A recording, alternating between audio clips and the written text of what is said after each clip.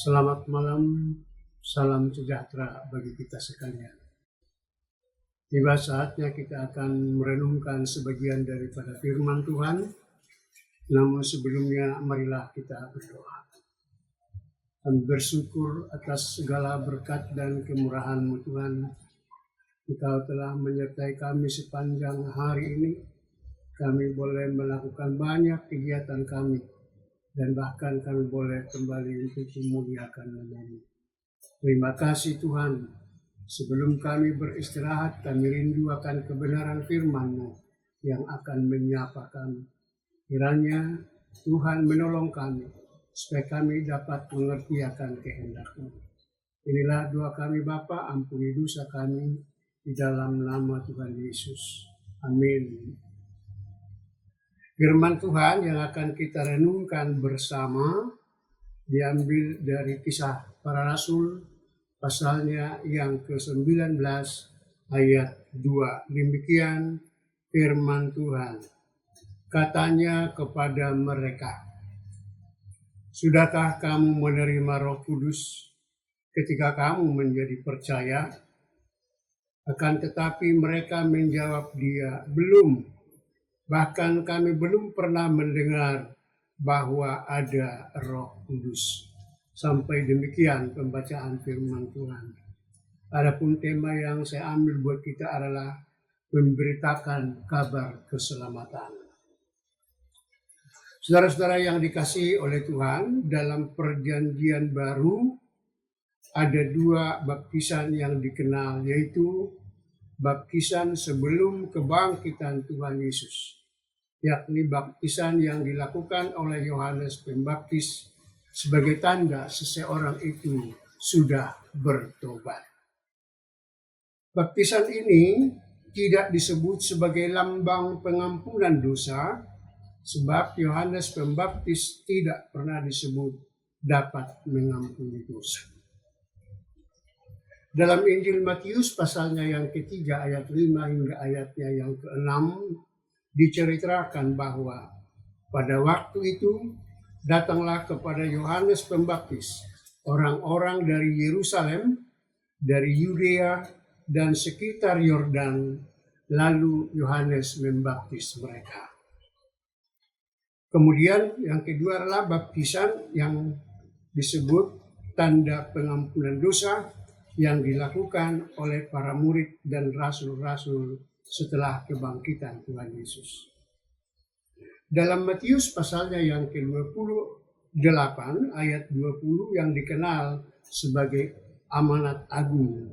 Di sana disebut, "Baptislah mereka dalam nama Allah Bapa, Anak dan Roh Kudus, dan ketahuilah aku menyertai kamu sampai akhir zaman." Saudara-saudara yang dikasihi oleh Tuhan, jadi siapakah mereka yang belum pernah mendengar bahwa ada Roh Kudus? Jawabnya adalah dari antara orang-orang Yerusalem, orang Yudea, dan sekitar Yordan yang sudah menerima baptisan dari Yohanes Pembaptis. Mereka belum sama sekali mendengar tentang Roh Kudus itu. Dan tentu saja mereka tidak pernah mendengar, sebab kematian dan kebangkitan Tuhan Yesus sendiri pun belum tentu mereka sudah mendengarnya. Nah, Rasul Paulus menuliskan begini, "Tidak seorang pun yang berkata-kata oleh Roh Allah dapat berkata terkutuklah Yesus. Dan tidak ada seorang pun yang dapat mengaku Yesus adalah Tuhan selain oleh Roh Kudus."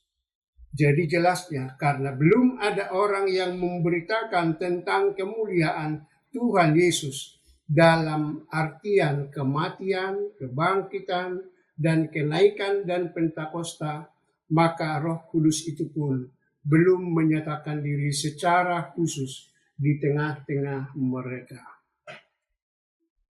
Ada kalanya seseorang harus dibimbing agar mengerti bagaimana supaya dapat memahami kebenaran firman Tuhan. Salah satu contoh Pernah ada sida-sida dari Ethiopia yang membaca kitab Yesaya. Dia membaca di sana seperti seekor domba. Ia dibawa ke pembantaian dan seperti anak domba yang keluh di depan orang yang menggunting bulunya, demikianlah ia tidak membuka mulutnya. Dia percaya bahwa itu adalah firman Tuhan, namun ia sendiri tidak mengerti siapakah yang dimaksud dengan domba itu.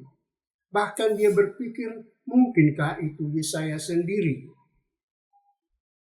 Tapi melalui kehadiran Filipus, maka orang Ethiopia itu pun mengerti bahwa ternyata Yesus orang Nazaret itulah yang dimaksudkan oleh Yesaya dan bukan dirinya. Dan ketika ia mengaku percaya, maka Filipus pun membaptis sida-sida dari Ethiopia itu. Demikianlah dengan kehadiran kita di tengah-tengah dunia. Terkadang kita tidak sadar bahwa kita sungguh-sungguh diharapkan orang lain untuk menjelaskan tentang bagaimana Tuhan Yesus itu dipermuliakan.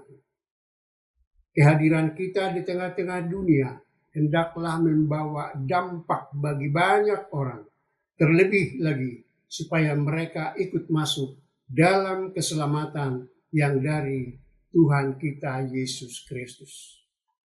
Kita juga tergolong murid yang sedang dibimbing untuk membimbing, yang memang belum ada yang lengkap dalam pelayanan. Semuanya masih butuh proses, persiapan, pertolongan, supaya memperoleh hasil yang memuaskan. Setiap hari kita masih belajar bagaimana kita harus memberitakan firman itu. Karena itu, sadarilah bahwa kita juga diutus oleh Allah untuk memberitakan keselamatan yang dari Tuhan Yesus, sehingga melalui pengakuan para umat itu, mereka turut menerima kuasa Roh Kudus yang akan membimbing mereka serta menuntun dan melakukan apa yang sudah diperintahkan oleh Tuhan Yesus. Kita telah dipanggil oleh Yesus dan kita diutus untuk memanggil supaya semakin banyak orang yang ikut dalam keselamatan itu.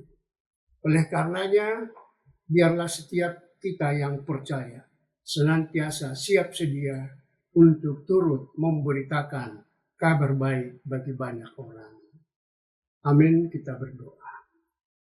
Terima kasih Tuhan untuk firman-Mu yang telah kami dengar dan renungkan bersama, yang mengingatkan kami bahwa banyak orang yang masih membutuhkan kehadiran kami untuk memberitakan kebenaran firman-Mu.